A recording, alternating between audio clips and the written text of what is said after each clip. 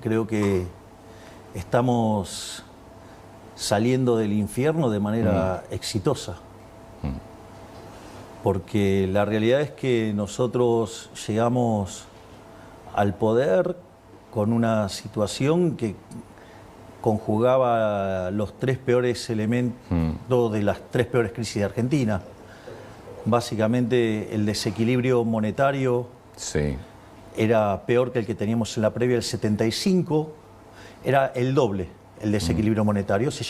Técnicamente se llama money overhang o sobrante monetario. Y eso, por ejemplo, en el Rodrigazo derivó en una multiplicación por 6 de la tasa de inflación. Es decir, sería a las condiciones que nosotros llegamos de 200 a 1200, pero como era el doble, quiere decir que había una inflación reprimida en ese sobrante de dinero de 2400%. Por otra parte, cuando uno miraba el balance del Banco Central, la relación de pasivos remunerados, que en su momento se llamó LELIX, y digamos, cuando nosotros llegamos, pasaron a ser pasivos remunerados, que digamos que eran los pases. Esto fue una de las grandes atrocidades que hizo el gobierno anterior y que más groseros dejó, que los pasó a un día. Claro. Es decir, nosotros teníamos venciendo 4 bases monetarias en un día. Para que la gente entienda, se hubiera quintuplicado la cantidad de dinero en un día. Y eso configura una situación en el balance del Banco Central peor que la que teníamos en la previa de la hiperinflación de Alfonsín en el 89, que fue 5000%.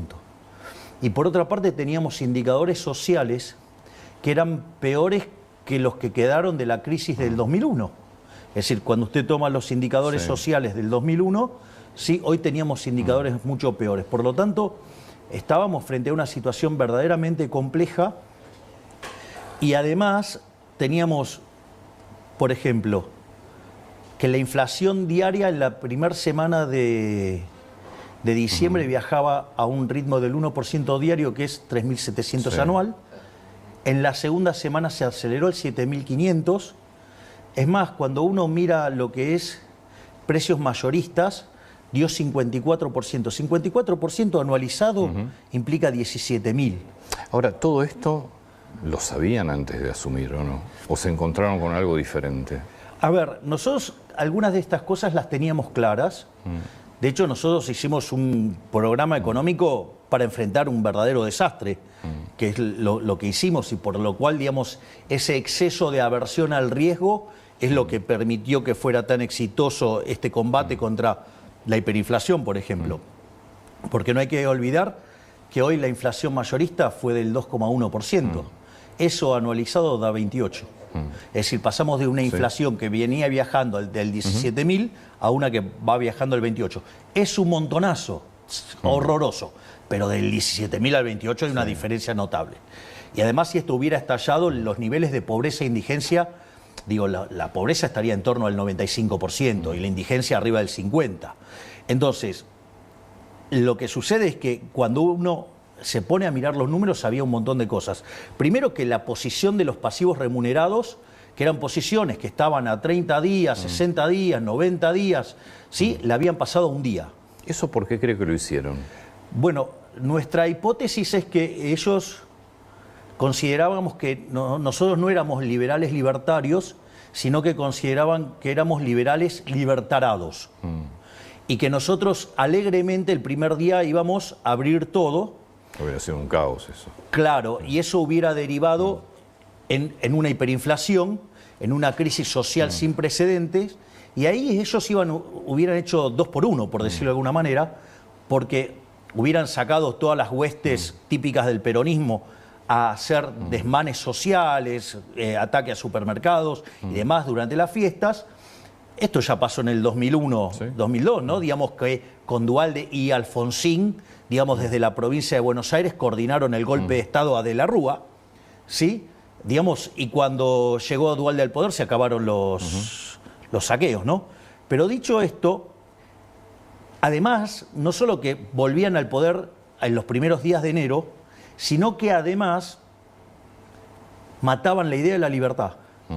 ¿Y por qué para ellos es importante matar la idea de la libertad? Porque es las ideas que van contra los curros de la política. Porque si yo hago la configuración de los problemas que tenía de stocks, Sí. porque nosotros siempre decimos que no abrimos el cepo por el tema de los stocks. Entonces, teníamos el problema del sobrante monetario, teníamos el problema de los pasivos remunerados del Banco Central, teníamos vencimientos de deuda en pesos por el equivalente a 90.000 millones de dólares.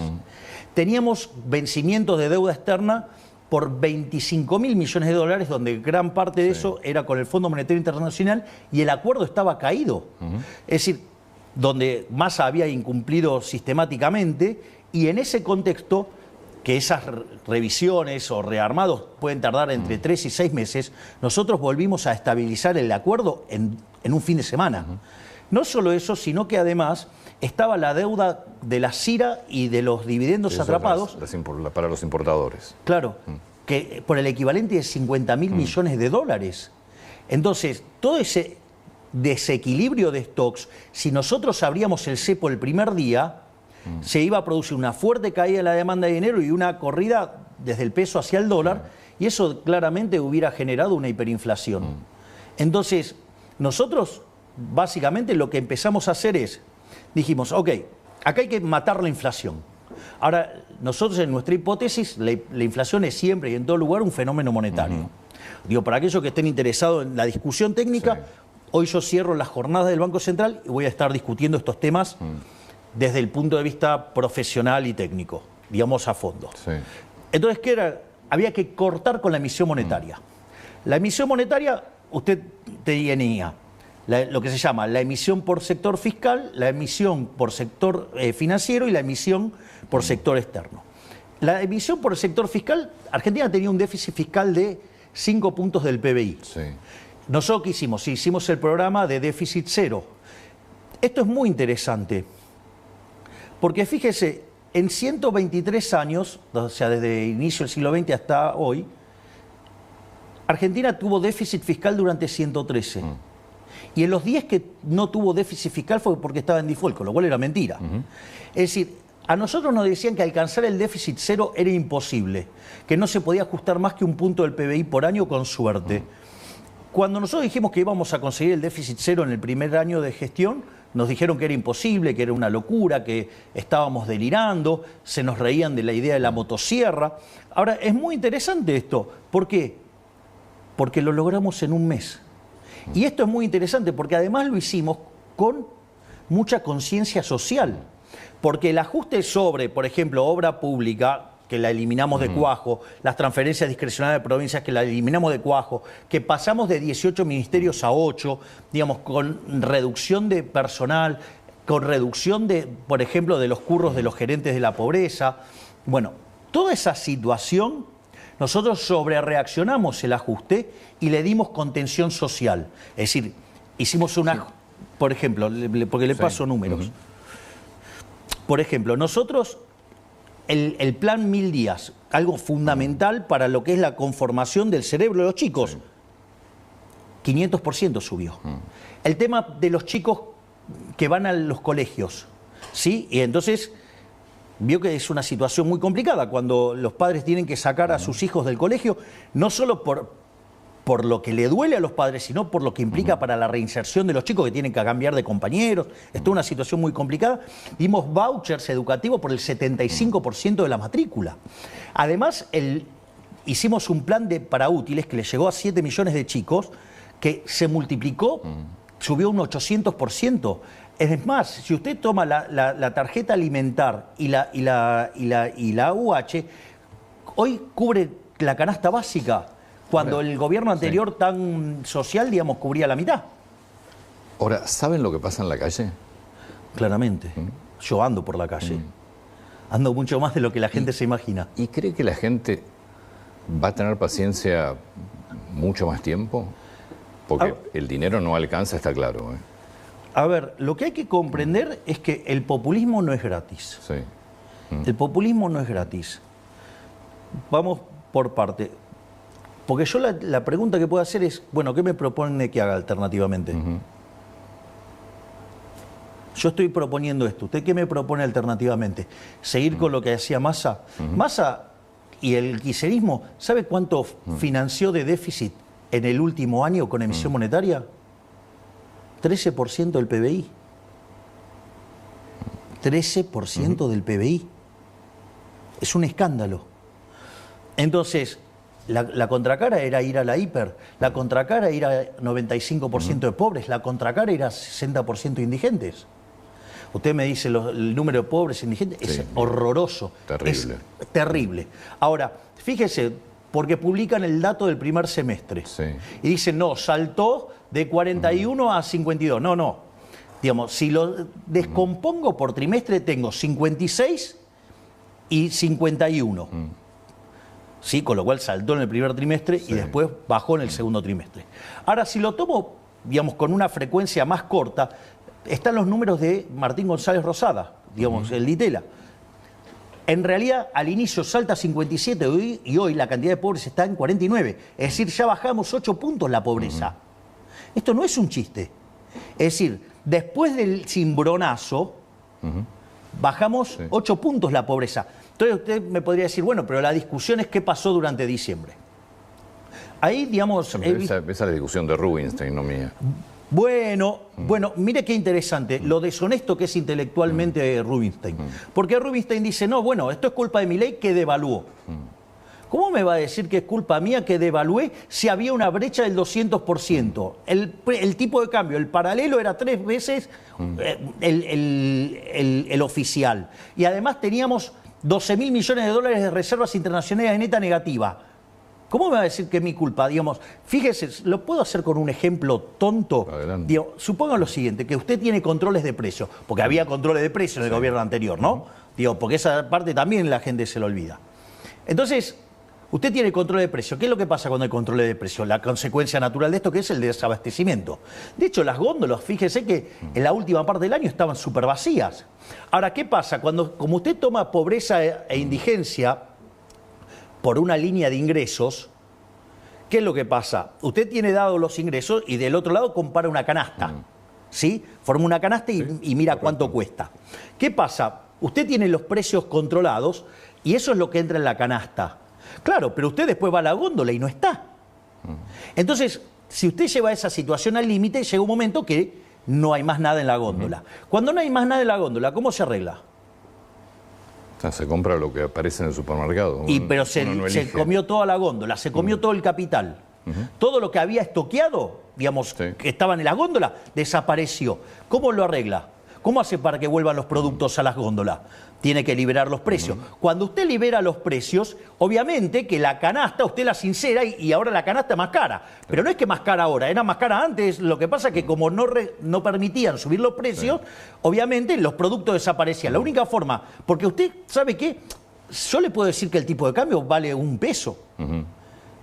Ahora, ¿sabe a dónde va a comprar? En ningún lado, no hay. Es decir, precios al que hay. Hay un ejemplo maravilloso de Pablo en un libro que dice...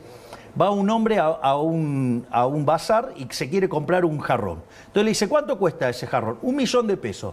Pero ¿cómo? Si enfrente, digamos, ese mismo jarrón cuesta 250.000. Compre allá. Dice, no, pero no hay más. Bueno, acá cuando no haya más también va a valer 250. Es decir, precio es al que hay. Entonces, a esos precios falsos no había mercadería, había desabastecimiento y ya no quedaba nada. Entonces, sí, podíamos tener muchísimo menos pobres, pero no iban a poder consumir nada.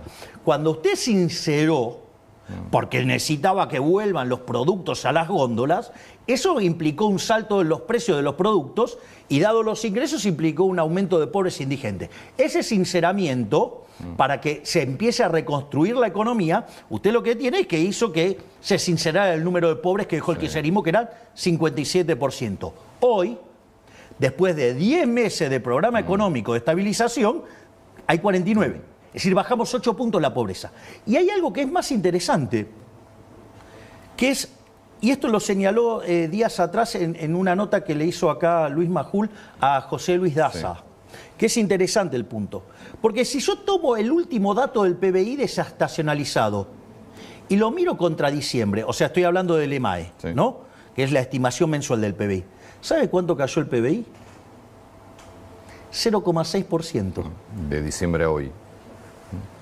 Entonces, quiere decir que hicimos el ajuste más grande de la historia de la humanidad, porque usted tiene que sumar el ajuste que hicimos en el fisco, en el tesoro, por 5 puntos del PBI, pero también hicimos un ajuste en el Banco Central de 10 puntos del PBI.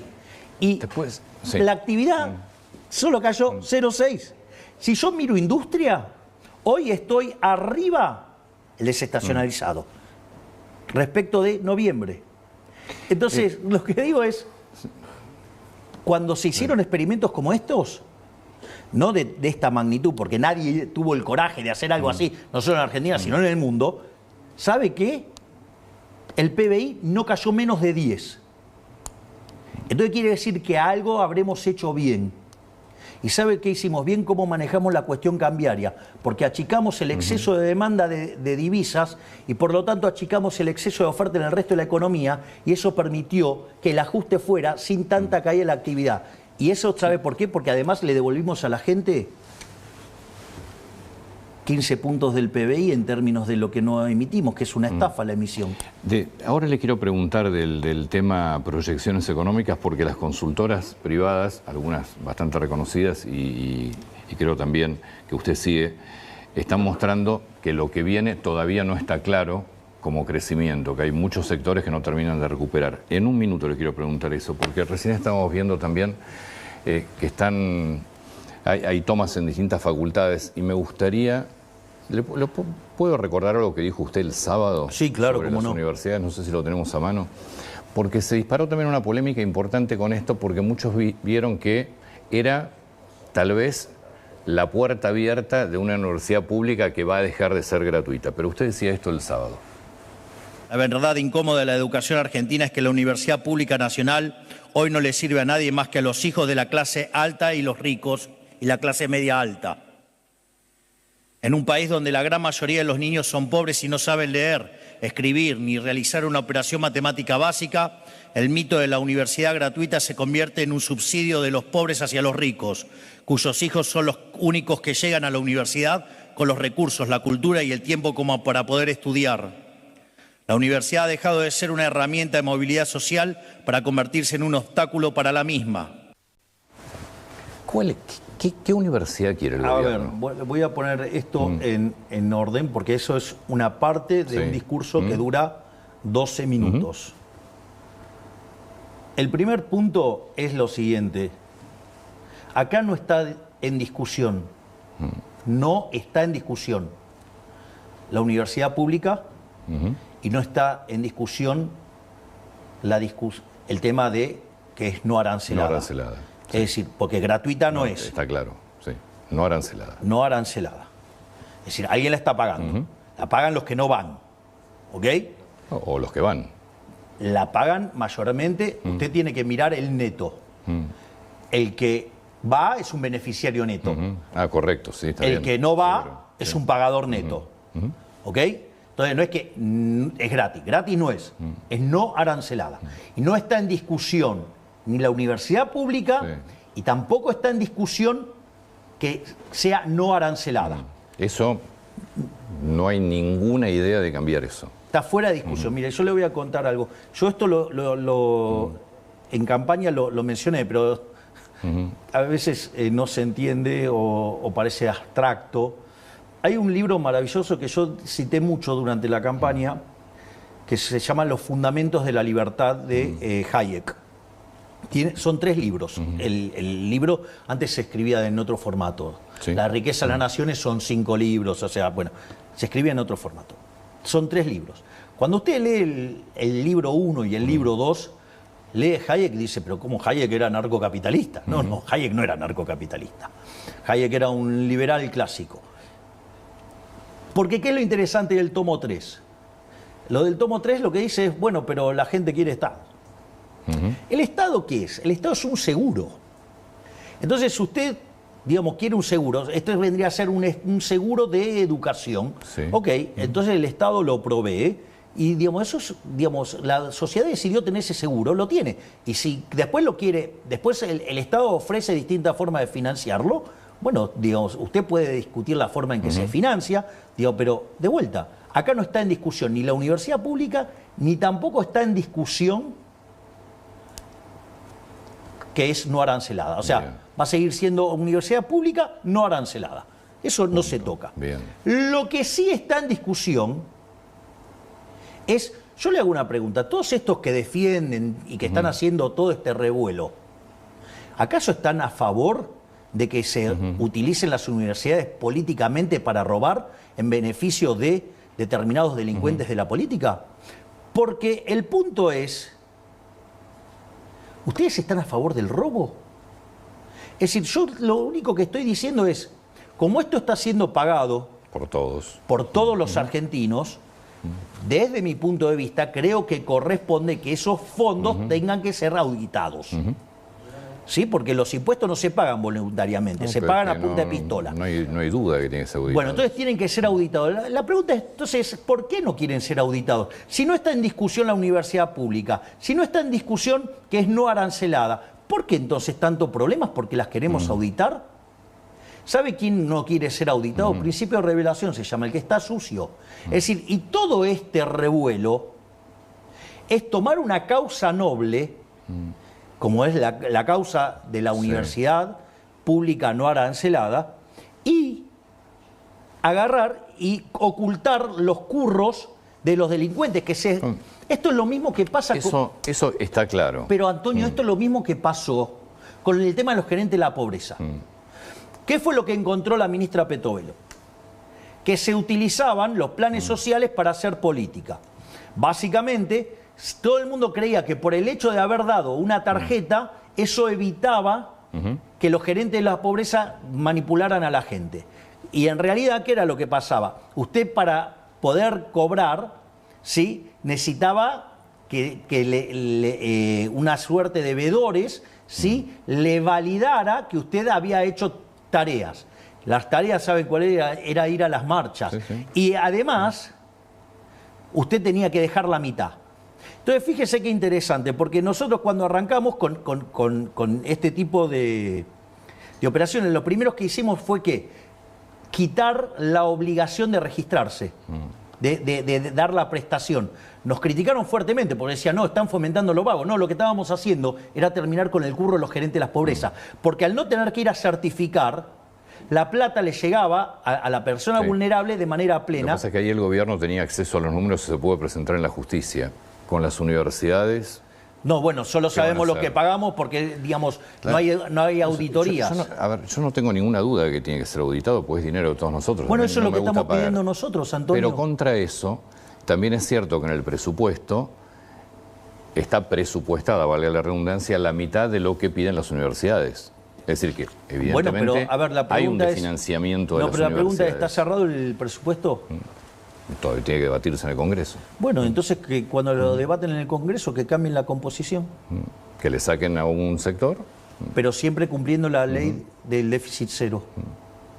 Es decir, si yo, digamos, yo ni me meto en eso, que agarren y determinen la composición del gasto que quieran, yo no me meto en eso.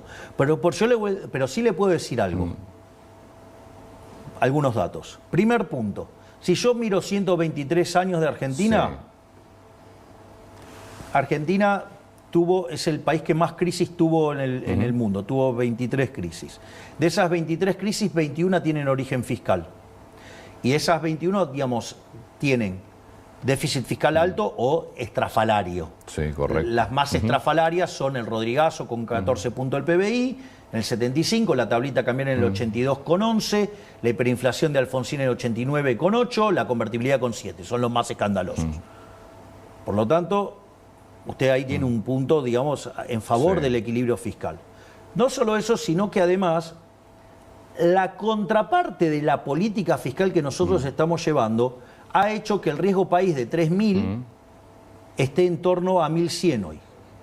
Esa mejora en términos de solvencia intertemporal, porque justamente lo que hace el déficit cero es asegurar que no va a haber toma de deuda nueva. O sea, usted la deuda que terminará roleando el capital. Eso hace que la relación deuda-producto no suba más. Es decir, o queda igual o cae. Eso significa que usted de largo plazo es solvente, puede pagar. Por eso el riesgo país pasó de 3.000 a 1.100. Ahora, ¿cuál es la consecuencia de esto? Que el PBI con un riesgo país de 3.000 sería de 400.000 millones de dólares. Y con un riesgo de 1.100 es de 600.000 millones de dólares. Es decir, que la sola mejora que hicimos en el plano fiscal implicó que todos los argentinos son 50% más ricos. Sí, en los números está bien, no en los salarios. Ahora lo discutimos eso. Ahora discutimos eso. Yo no tengo, digo, o sea, yo estoy dispuesto a dar todas las discusiones. Digo, yo no voy a esquivar ninguna. Lo que digo es, ¿usted quiere un riesgo país de 3.000? Bueno, de lo que tiene hoy va a perder un tercio. Nosotros, en ese equilibrio, si usted quiere, digamos, es 50% más. Sí, porque vamos de un PBI de 400... Pero yo creo que no hay discusión del equilibrio fiscal. No, pero esto no es un punto menor, Antonio. Entonces, en ese sentido, nosotros tenemos claro que mejorar las condiciones de solvencia fiscal y bajar el riesgo país reduce la tasa de interés, incrementa la acumulación de capital y por ende los salarios y todos los argentinos son más ricos. Primer punto, o sea, estamos mejor, tenemos ingresos 50% más altos, si usted quiere, llámelo así. Dicho esto, la otra discusión que uno puede tener es, si yo empiezo a ceder con partidas, digamos, que tocan la fibra de los argentinos, ok, digamos, el problema radica en, primero, deberían cumplir con la ley de administración financiera, de decirme cómo lo van a financiar. Correcto. El déficit cero lo que hace es obligarlos a que sean más explícitos. Por lo tanto, pueden ir a la discusión de presupuesto y pueden poner el número que quieran. Mientras que me respeten el déficit cero, no me importa. Digo, punto uno. Punto dos. Yo, digamos, si empiezo a ceder, hay un libro maravilloso que se llama Historias del Quinto Piso. Cómo Alfonsín fue cediendo a todo eso. ¿Cómo terminó? Explotó todo por los aires. Entonces yo no voy a ceder.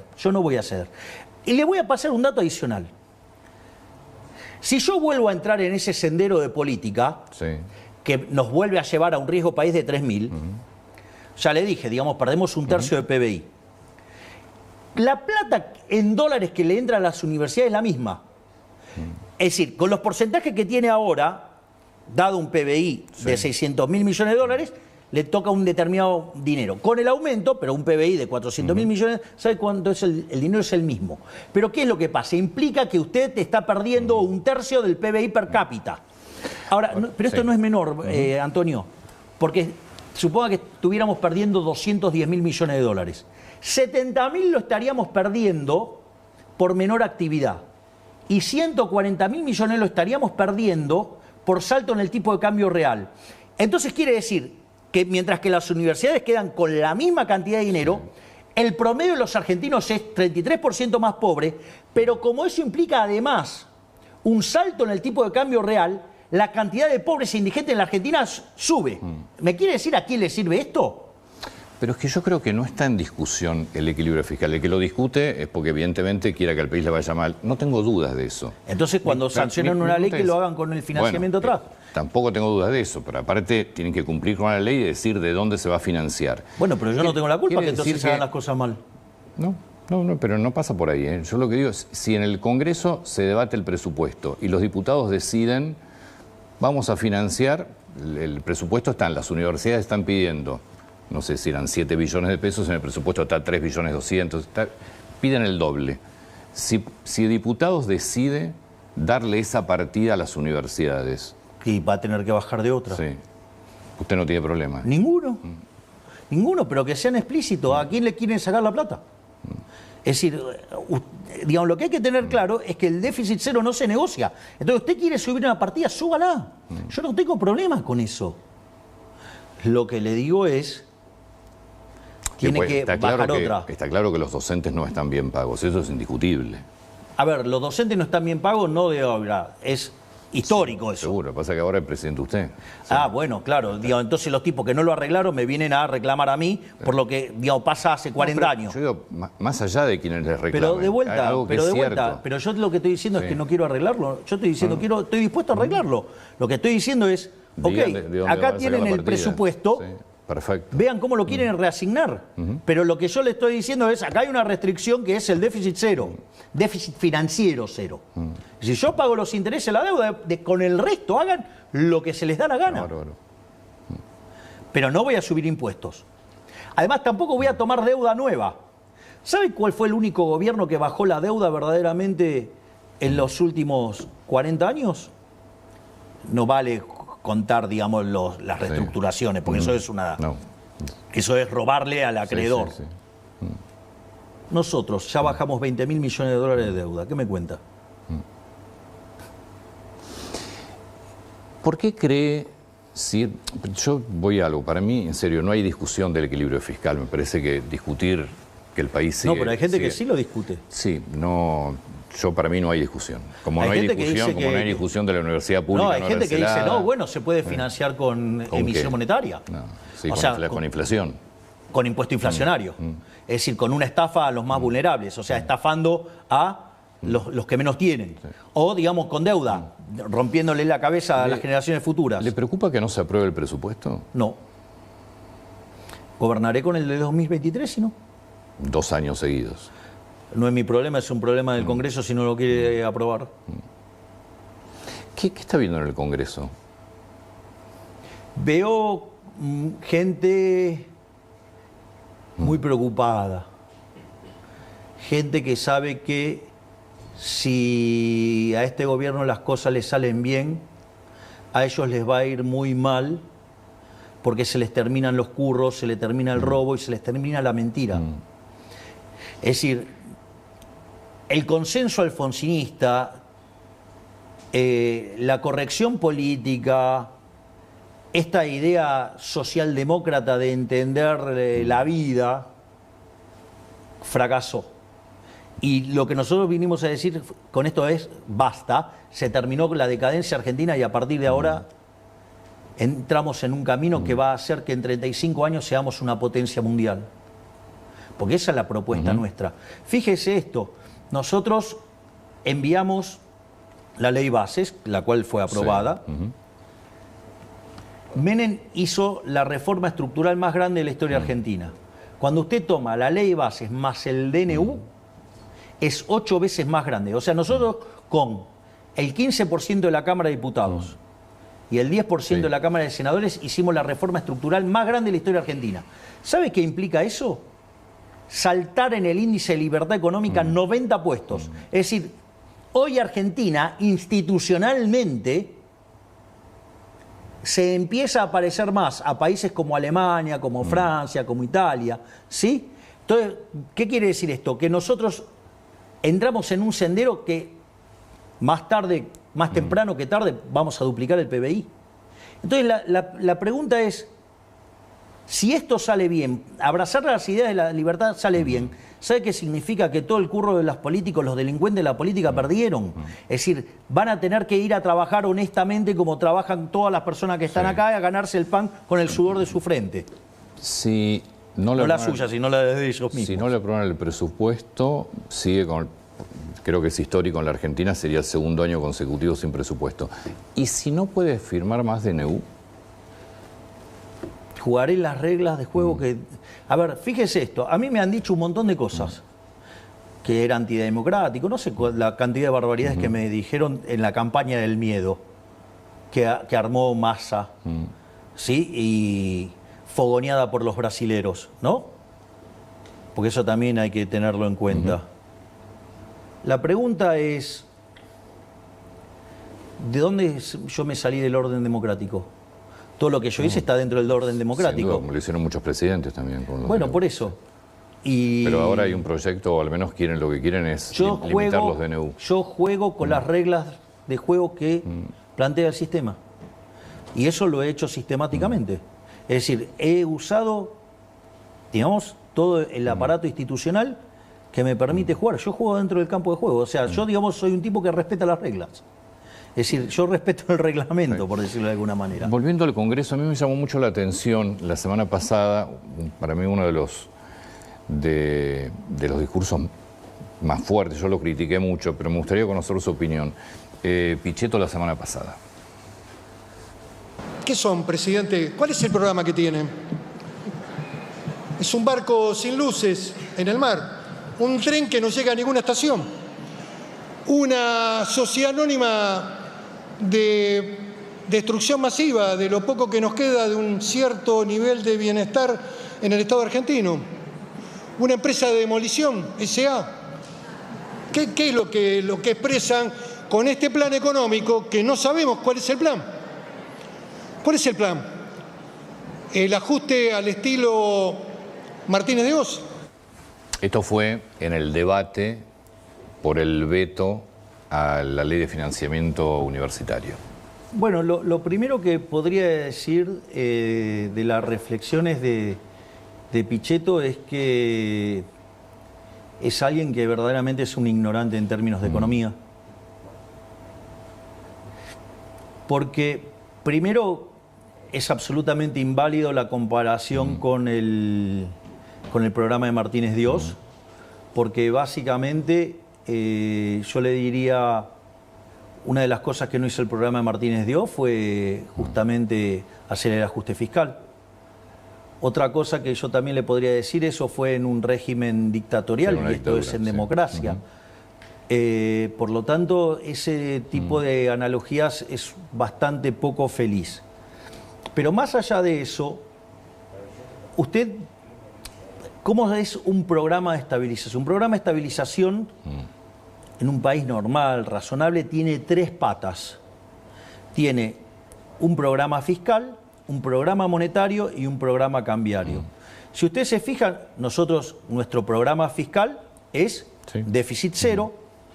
Nuestro programa monetario fue pasando por distintas, digamos, una vez que terminamos de limpiar los pasivos remunerados, pasamos a exceso de oferta cero, es decir, aceptábamos solamente comprar dólares, y después pasamos directamente a emisión cero. Por lo tanto, sí hay un programa monetario, y por otra parte también hay un programa cambiario, digamos, hubo un sinceramiento del tipo de cambio, y hay una política, digamos, donde nosotros seguimos teniendo cepo, que cada vez tiene menos restricciones. Yo les recuerdo que cuando nosotros llegamos se pagaba el 15% de las importaciones, hoy se paga más del 90%. O sea, digamos, nosotros quitamos regulaciones todos los días, lo que pasa es que mucha gente no lo ve, pero y estamos arreglando el problema en los stocks, y hoy estamos más cerca de salir del cepo que es lo que estábamos hace un año. Pero dicho esto, entonces, claramente usted tiene los tres pilares de un programa económico. Lo que sucede es que, digamos, primero el señor Pichetto no es economista, no entiende de esto, habla de algo que no sabe, con lo cual es bastante, para hacer una crítica tan airada, es bastante irresponsable. Pero no solo eso, sino que además hay otro problema más. No entienden que yo soy liberal.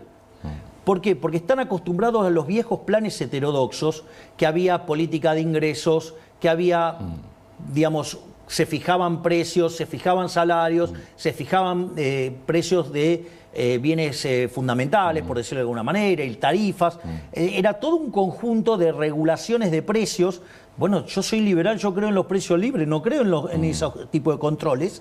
Y además, otras cosas también tenían mucho de políticas sectoriales.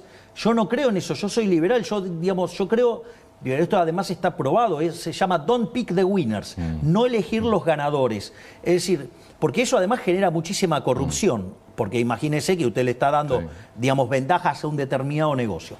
Entonces, deberían poder abrir un poquito más esas cabezas tan cerradas que tienen y ver que es otra naturaleza de programa. Es lo mismo que cuando me dicen, no, bueno, no dio fecha para la apertura del cepo. No doy fecha por la apertura del cepo.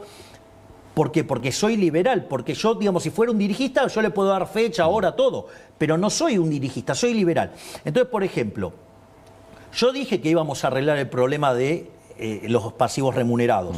Usted, si me preguntaba cuánto tiempo, yo le decía, no lo sé, porque eso de qué va a depender, de que yo genere un equilibrio fiscal lo suficientemente robusto como para poder pasar la deuda del central a quien era el verdadero deudor, que era el Tesoro. Te le pido por favor un segundo. Y eso tardamos 6 meses. Pero todas esas operaciones fueron de mercado. Es decir, fíjese que lo interesante que tiene nuestro programa de estabilización y de eliminación de la inflación.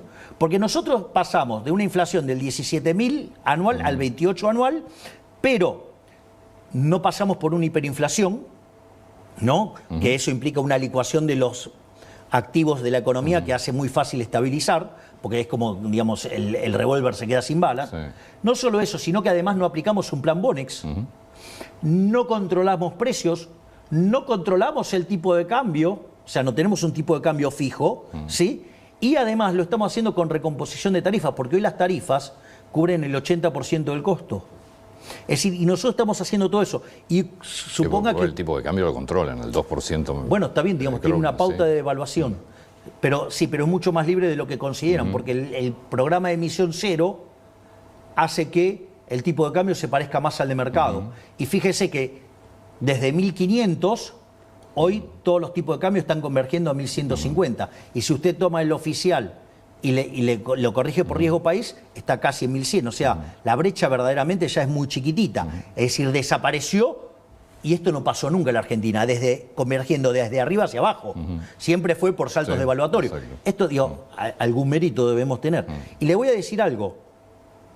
La inflación, suponga que usted la quiere medir en consumidor, no en mayorista. Yo suelo trabajar con mayorista porque es la que se anticipa. Sí, que curiosamente tiene 30 o 40 puntos de diferencia.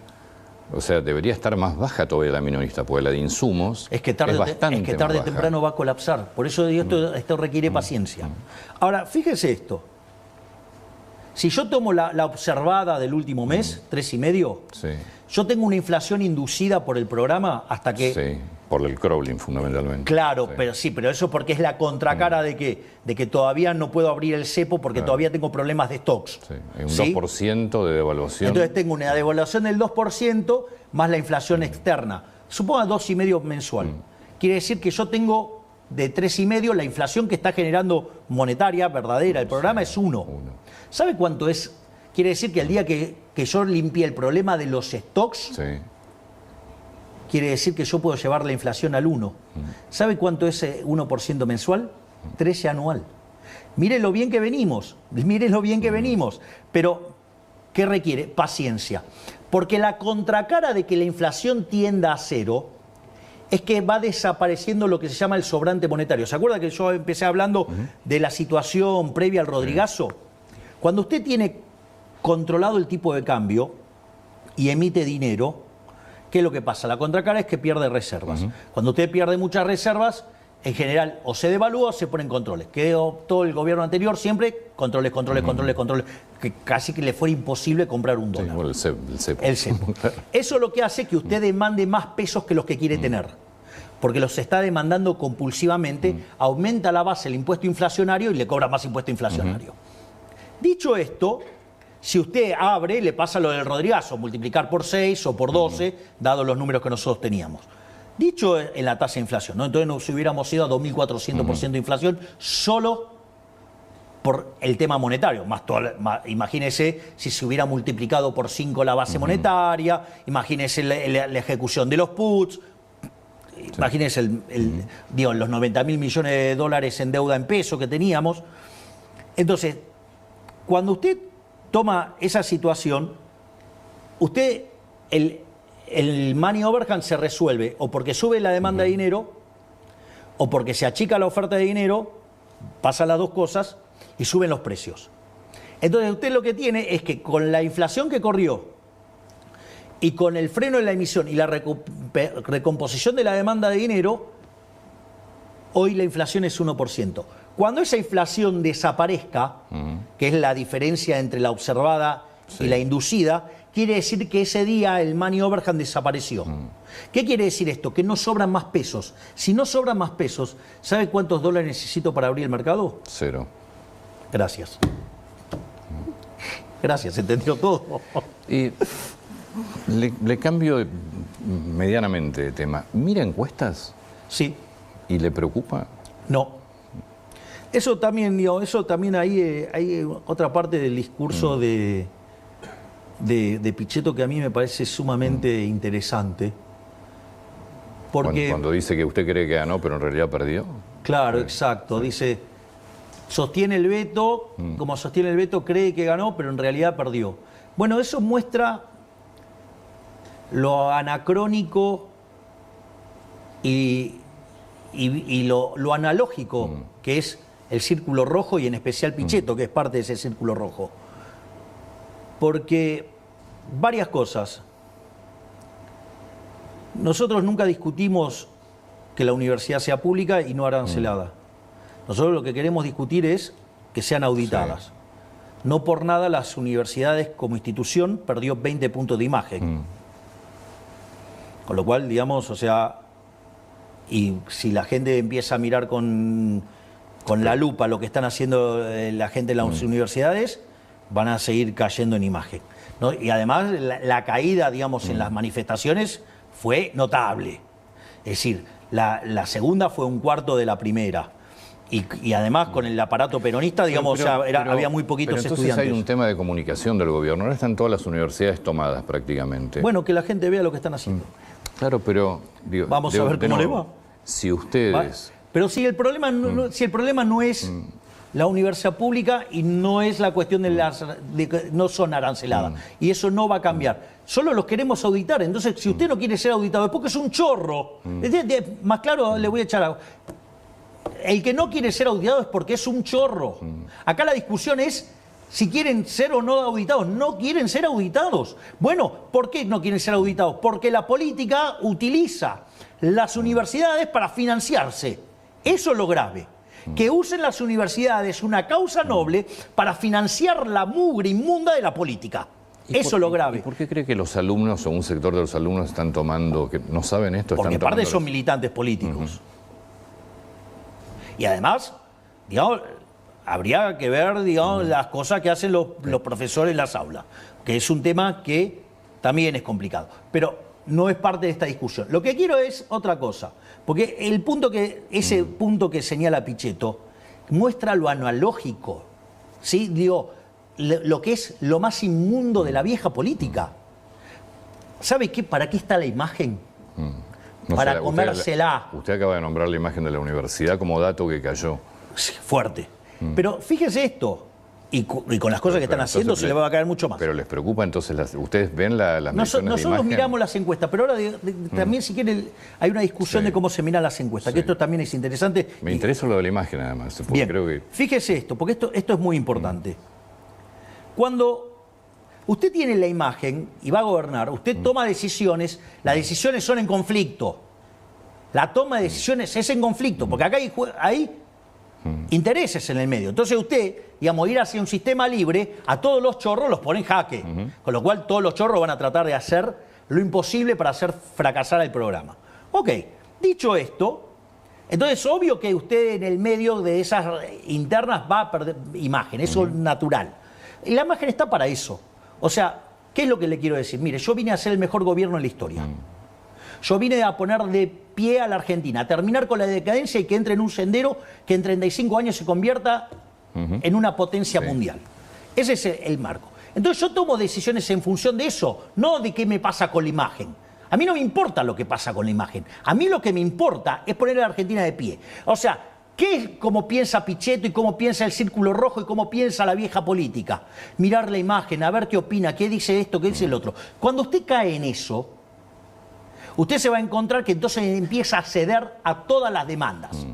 Porque no quiere perder imagen. Y usted termina después haciendo un desastre fiscal y ese desastre fiscal termina en una hiperinflación. Termina en la decadencia que tiene Argentina. Porque ese es y termina con una imagen destruida también. De hecho, hay que mirar las imágenes de muchos de los políticos que han pasado. Bueno, entonces, si yo si todos los políticos terminan con imagen destruida, prefiero terminar con una imagen destruida, pero con la economía en un sendero de crecimiento para que Argentina en 35 o 40 años se convierta en una potencia mundial y no que siga en esta decadencia inmunda. Entonces, fíjese, lo que usted me dijo es brillante, porque dice, no paga hacer populismo. Hacer populismo no paga, porque además de ser el país más rico del mundo en 1895, hoy estamos en la mitad de la tabla. Entonces, lo que quiero decir es lo siguiente, yo no tomo decisiones mirando la imagen. Yo no tomo decisiones de esa manera. A mí, ¿sabe qué? Fíjese, la diferencia entre otro político y lo que nosotros proponemos.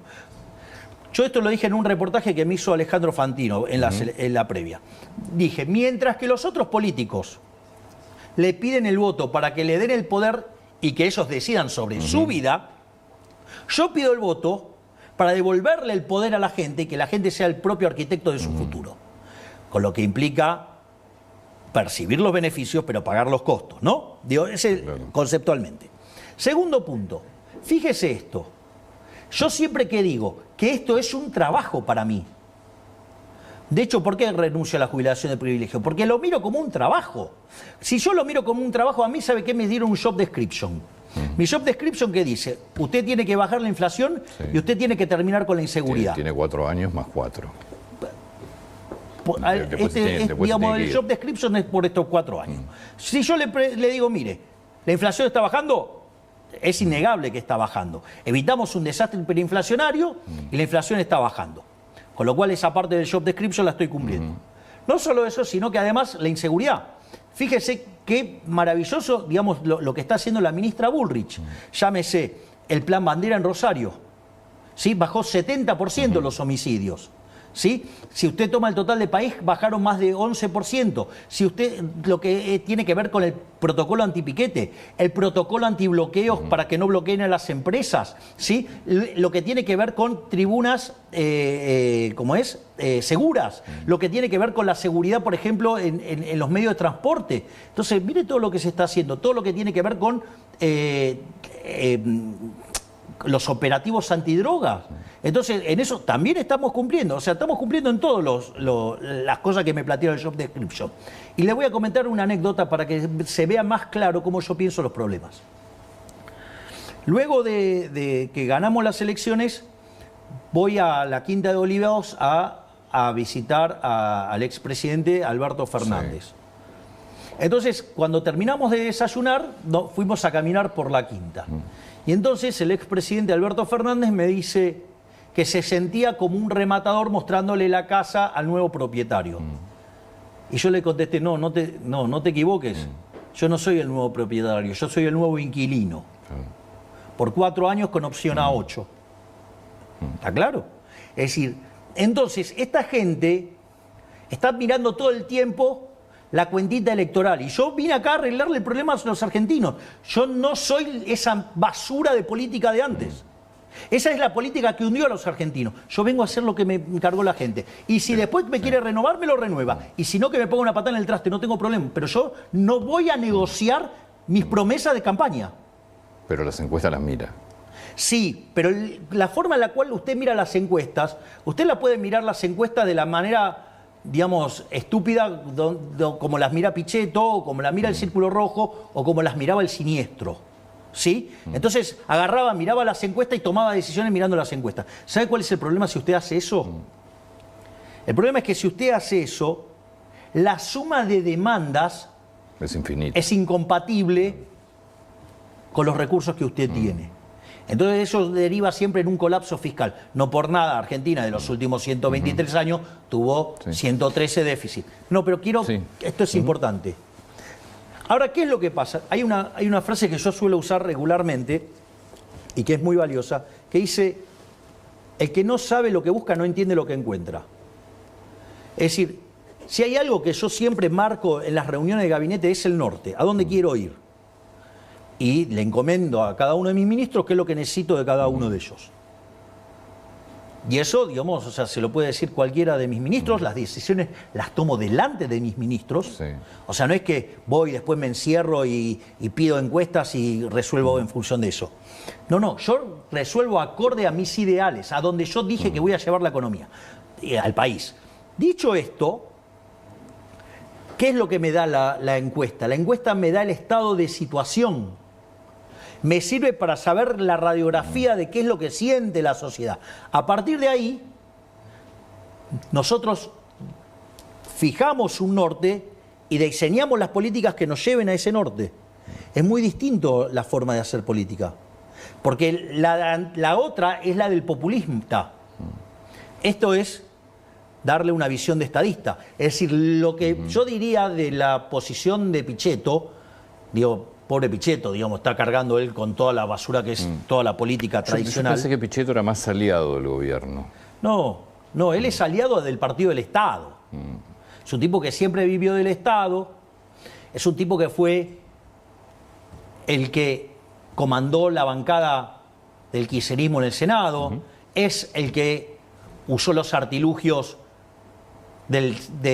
institucionales para protegerla a Cristina, ¿sí? y es el mismo que se queja porque hay gente cantando en el Congreso y no dijo nada cuando tiraban las banderas de Néstor y Cristina en el Congreso, ¿no? O sea, es ese ser inconsistente, incoherente, y que de estar con el kirchnerismo se fue con Macri y después, Dios, se junta con personas verdaderamente siniestras.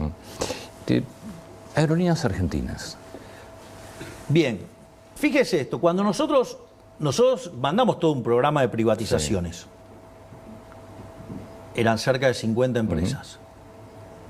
El Congreso, digamos, en este juego republicano, digamos, nos limitó a 11 y algunas no plenamente. Dentro de las que se quitaron estuvo Aerolíneas. Sí. Aerolíneas, nosotros hicimos una reducción de personal de 1.500 personas. No solo eso, sino que además se logró equilibrar las cuentas de Aerolíneas, o sea, se está haciendo un trabajo importante con Aerolíneas, pero cuando nosotros llegamos, o sea, por ejemplo, el 10% solamente quería que la privaticemos. Sí, igual su propuesta de campaña fue entregársela a los empleados. Sí, pero por eso, deme tiempo que son varios elementos. Entonces, y digamos, solamente el 10% quería privatizarla. Nosotros igual la mandamos al Congreso, el Congreso no nos dejó. Entonces, empezamos con el plan de racionalización, no teníamos otra alternativa. Entonces, frente a la salvajada liderada por Viró, en ese contexto, hoy el consenso en la sociedad es 50-50. ¿Qué es lo que hicimos? Frente a la bestialidad, tomamos un proyecto de Juntos por el Cambio, adherimos a ese mismo proyecto y la estamos proponiendo privatizar. Y si no se puede privatizar, estamos dispuestos a entregárselas a los empleados. ¿Ustedes ya se lo ofrecieron a los empleados? ¿Todavía no? Sí, claro. El problema es que no la quieren. ¿Y si no se puede privatizar, qué van a hacer? Se la vamos a dar a los empleados. Igual tenemos varias propuestas para privatizarla. ¿Ah, sí? Sí, hay varias empresas que ya manifestaron su interés. ¿De entrar como accionistas o directamente quedarse con la empresa? Quedarse con la empresa, sí. Con lo cual se está trabajando en eso.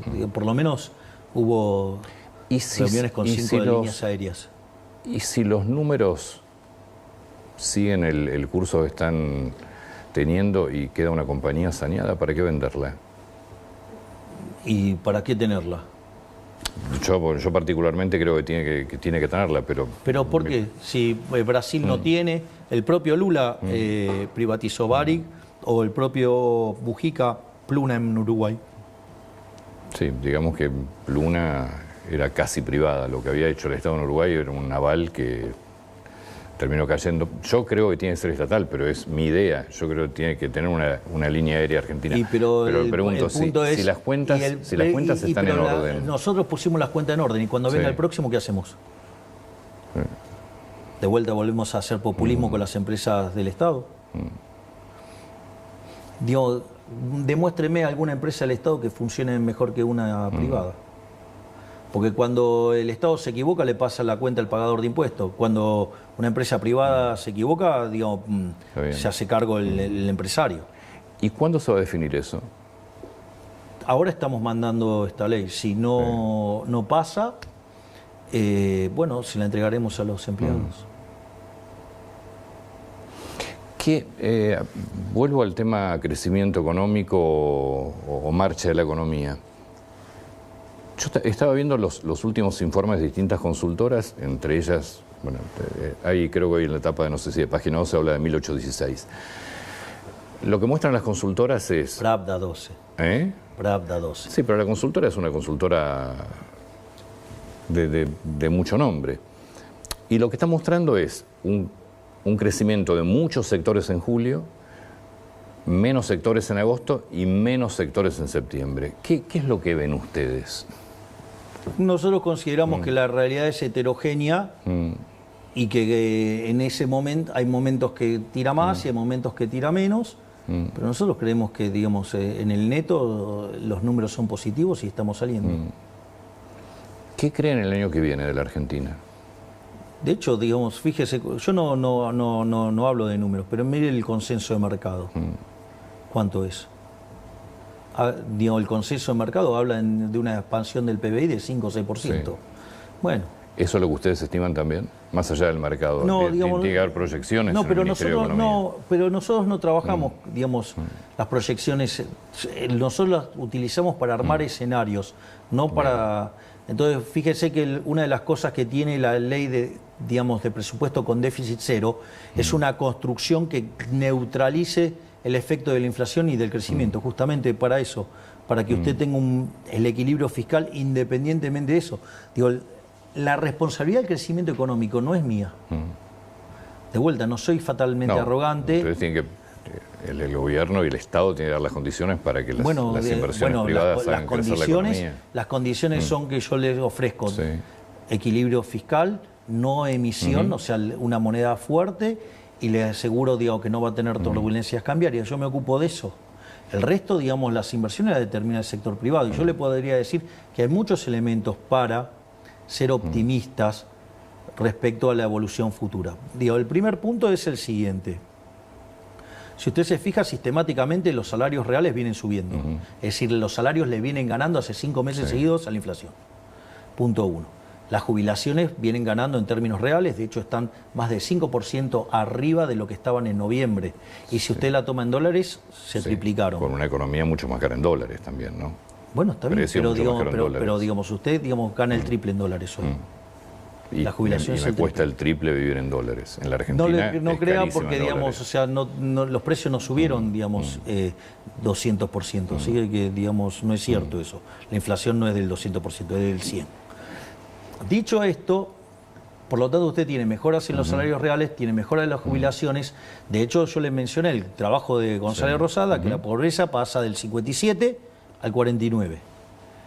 No solo, esos 8 puntos no es magia, es mejora del salario real. No solo eso, sino que además eso le implica que usted, en algún momento la demanda se le va a recuperar. Punto 1. Punto 2.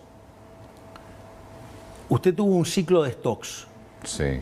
Es decir, durante la última parte del gobierno anterior se acumularon muchos stocks para protegerse del desastre monetario. Ya se consumió. Se consumió, eso fue lo que agudizó la caída de la primera parte del año, y eso se está recomponiendo. Por lo tanto, usted tiene cíclicamente 2 elementos del ciclo que empujan para arriba. Eso por un lado. Después usted tiene cuestiones estructurales que empujan para arriba.